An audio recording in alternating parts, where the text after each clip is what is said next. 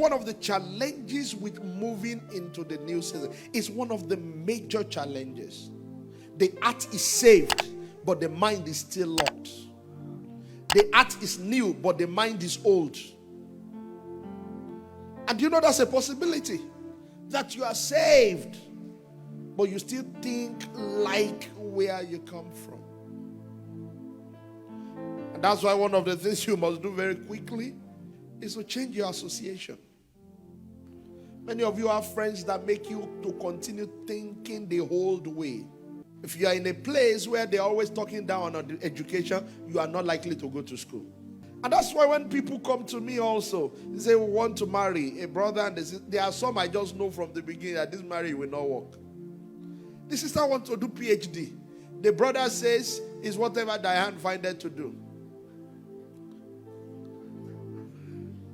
It won't allow the lady to pursue her aspiration.